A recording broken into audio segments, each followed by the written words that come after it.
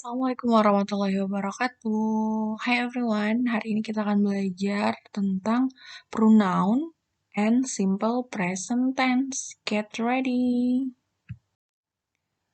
Yang pertama kita akan belajar tentang pronoun. Pronoun adalah kata ganti. Kata ganti itu apa sih? Jadi dalam bahasa Inggris kata ganti itu penting. Kenapa? Karena orang Barat ya, itu cenderung nggak suka manggil nama berulang-ulang. Kalau orang Indonesia tuh biasanya kan, aku mau pergi sama Rita aja, Rita yuk pergi yuk gitu kan. Penggunaan namanya itu diulang-ulang, Rita, Rita gitu. Kalau orang sana, kalau misalnya aku mau pergi sama Rita, aku mau pergi sama dia, dianya itu mengacu ke si Rita itu. Jadi kalau udah tahu subjek atau objeknya di kalimat selanjutnya atau di kata-kata selanjutnya itu biasanya mereka pakai kata ganti. Kenapa ya? Biar hemat kata-kata aja, biar nggak ribet gitu. Orang ada kata ganti, kenapa harus mengulang-ulang nama berulang-ulang? Berikut ini adalah tabel jenis-jenis pronoun. Jadi ada subject pronoun, ada object pronoun, ada possessive adjective, ada possessive pronoun. Oke, perhatikan bagian tabel proper noun. Proper noun itu maksudnya penjelasannya ya. Miss mau jelasin dulu satu persatu nih. I di subjek itu, I artinya aku kan. Aku bahasa Inggrisnya I kalau di subjek, di objek me, di possessive adjective my, di possessive pronoun mine. Kalau kamu itu you, ya kan? Nah, kalau Habibi ini, Habibi kan laki-laki ya. Kalau laki-laki kata gantinya he. Laki-laki tunggal loh ya, laki-laki tunggal he. Kalau Echa, Echa ini kan perempuan. Perempuannya cuma satu doang, dia. Maka kata gantinya she.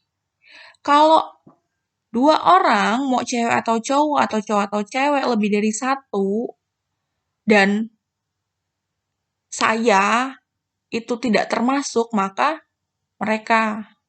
Maksudnya ngerti gak sih kamu? Kalau mereka itu kan berarti dianya ada banyak gitu kan. Nah, kalau we atau kita itu tuh kita itu terdiri dari siapa? Terdiri dari kamu dan aku gitu kan. Nah, kalau itu untuk bisa untuk benda atau binatang. Kata ganti untuk benda atau binatang. Bedanya subjek, objek, possessive adjective, sama possessive pronoun apa? Nanti saya akan jelaskan satu persatu di setiap slide. Yang harus kamu garis bawahi adalah kamu itu harus apal nih tabel ini.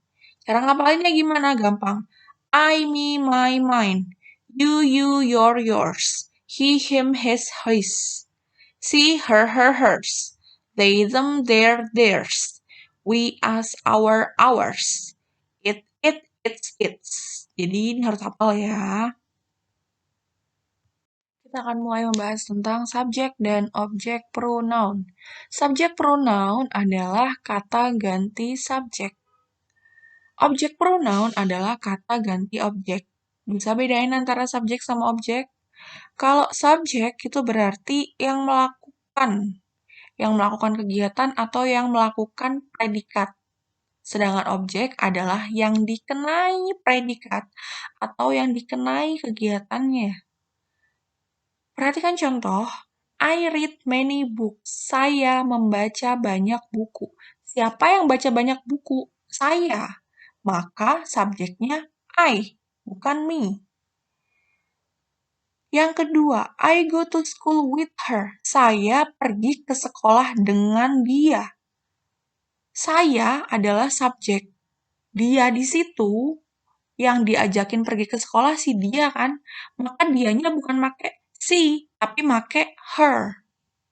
Contoh yang ketiga, he likes fried chicken. Dia suka ayam goreng. Yang menyukai ayam goreng siapa? Dia kan, dia laki-laki. Maka pakainya he, bukan him. I buy a present for him. Saya membeli sebuah hadiah untuk dia. Yang membeli si saya, maka makainya I. Yang dibeliin itu dia. Dia laki-laki, maka pakainya him, bukan he. Yang kelima, he cooks delicious meal for us.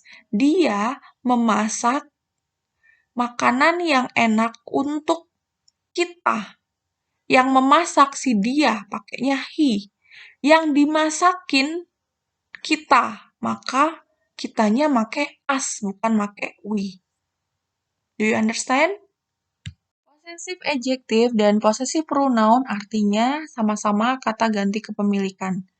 Yang membedakan adalah possessive adjective masih diikuti oleh kata bendanya, sedangkan possessive pronoun sudah tidak diikuti oleh kata bendanya lagi. Perhatikan contoh. My bag is heavy. Tasku berat. My bag itu artinya tasku atau tas saya. Your bedroom is big. Kamar tidurmu besar. Kamar tidurmu. Masih diikuti oleh kata bendanya kan? She is my mother. Dia adalah ibuku. My mother, ibuku. Atau ibu saya. Bukan mother my ya. Possessive adjective diikuti oleh kata benda. Bukan kata benda baru kepemilikannya atau possessive adjective-nya. Kalau dalam bahasa Indonesia kan bukuku, tasku. Kalau dalam bahasa Inggris, kepemilikannya dulu, possessive adjective-nya dulu, baru kata bendanya. My book, your book, his book, her book, gitu. Nah, untuk possessive pronoun, dia sudah tidak lagi diikuti oleh kata benda. Kenapa? Karena sudah berarti milik. Mine artinya milikku. Yours artinya milikmu. His artinya miliknya. Laki-laki. Hers artinya miliknya perempuan. Theirs milik mereka. Ours milik kami. It's miliknya binatang atau benda. Perhatikan contoh. This bike is mine. Sepeda ini adalah milikku. This black pen is hers. Pulpen hitam ini adalah miliknya. These books are theirs. Buku-buku ini adalah milik mereka. Selanjutnya kita akan belajar tentang simple present tense. Simple present tense adalah bentuk waktu sekarang atau bentuk waktu yang menyatakan kebiasaan, fakta umum yang selalu terjadi berulang-ulang. Simple present tense yang kita bahas pertama kali adalah simple present tense with verb atau simple present tense yang menggunakan kata kerja. Kata kerja yang digunakan pada simple present tense adalah kata kerja bentuk pertama. Rumusnya untuk kalimat positif adalah subject plus verb one. Untuk kalimat negatif, subject plus don't atau doesn't diikuti oleh verb one. Untuk interrogatif atau kalimat tanya, do atau does diikuti subjek baru diikuti oleh verb 1. Perhatikan contoh. I like apple. Di kalimat positif menjadi I don't like apple. Di kalimat negatif. Untuk kalimat interrogatifnya menjadi do you like apple? Untuk kalimat selanjutnya atau contoh selanjutnya, he likes watermelon. Negatifnya menjadi he doesn't like watermelon. Interrogatifnya menjadi does he like watermelon? The sun sets in the west. The sun doesn't set in the east. Does the sun set in the west? Pasti kalian bingung deh. Miss, kok itu kata kerja bentuk pertamanya kok ada S-nya sih yang di contoh kedua? Nah, Miss akan bahas ini di slide selanjutnya, oke? Kata kerja pada simple present tense itu tergantung dari subjeknya. Kalau subjeknya itu they, we, are, you, maka verb yang digunakan ya verb 1 aja. Nggak ditambahin apa-apa. Dan kata bantu untuk kalimat negatif dan interrogatif adalah do. Sedangkan kalau subjeknya she, he, it, verb-nya ditambahkan s sama es dulu. Dan untuk kalimat negatif dan interrogatif pun mereka nggak pakai do, tapi makainya does. Perhatikan contoh. Study, belajar. Kalau yang belajar itu kamu, they, we, I, you, ya, salah satu nih, you, dia study, you study. Tapi kalau subjeknya she, he, it, she misalnya, she studies, bukan she study. Kenapa? Ingat, kalau subjek she, he, it, kata kerjanya ditambahkan s atau es dulu. Untuk kalimat negatif, bermain atau play. Kalau subjeknya they, we, I, you, kita ambil they. They don't play atau they do not play. Langsung aja, do tambahin not. Tapi kalau untuk subjek she, he, it, kita ambil she. She does not play. Pasti kalian bingung deh, kenapa di kalimat positif kan studies, kenapa di sini harusnya kan plays, Miss. Kenapa di kalimat negatif dia nggak plays aja? Karena kan dia udah pakai kata ganti does. Nah, kata ganti does ini sudah menunjukkan perubahan dari kata kerja yang menggunakan s sama es tadi. Ngerti nggak? Kalau dia subjek si it kan kata bantunya does. Harusnya tuh kita mikir gini aja. Do, does. Kenapa si it pakai does ya, bukan pakai do? Ya karena di kalimat positif dia pakai s sama es. Di kalimat negatif sama interrogatif, ya, s sama es-nya itu pindah ke do. Do-nya berubah deh jadi does. She doesn't play. Jadi kalau udah di kalimat negatif dan interrogatif, yang tadinya kata kerjanya itu pakai s, dia nggak pakai s lagi. Karena s sama es-nya udah pindah ke does. Gitu ya. Do you understand? Nah, terus Miss, gimana cara bedain ditambahkan s sama es? Kok itu study jadi study sih, bukan ditambahkan s aja, kenapa ditambahkan s? Perhatikan, kalau kata kerjanya atau verb-nya itu berakhiran huruf konsonan, ya, langsung tambahkan s aja di belakangnya. Pengecualian adalah kalau huruf konsonannya, nih contohnya study nih, huruf konsonan terakhirnya, depannya itu konsonan lagi, contohnya study. S-T-U-D-Y, ya kan? Di depannya Y itu adalah huruf D. Konsonan-konsonan. Kalau konsonan-konsonan, terus dia itu konsonan terakhirnya itu Y, huruf Y, Y-nya diubah jadi I dulu, baru tambahkan ES. Contohnya jadi studies. Tapi kalau huruf konsonan Y-nya ini, depannya huruf vokal, contohnya play, ya langsung aja tambahkan S. Plays. Kemudian, kalau dia itu kata kerjanya berakhiran huruf SH sama CH, ini contohnya was sama watch ya. Kalau berakhiran huruf SH sama CH, kamu tambahkannya ES, bukan S. Washes, watches, gitu. Kemudian kalau berakhiran huruf vokal, A, I, U, E, O, kamu tambahkan ES. Kecuali huruf vokalnya huruf vokal E. Kalau huruf vokal E kayak dance, ini ya kamu langsung aja tambahkan S. Kalau huruf vokalnya itu selain E, misalnya go, nih, go berubah menjadi goes. Kamu tambahkan ES di belakangnya. Do you understand? Understand ya, kalau nggak ngerti, kamu bisa tanya Miss langsung, atau nggak japri. Selanjutnya adalah simple present tense without verb.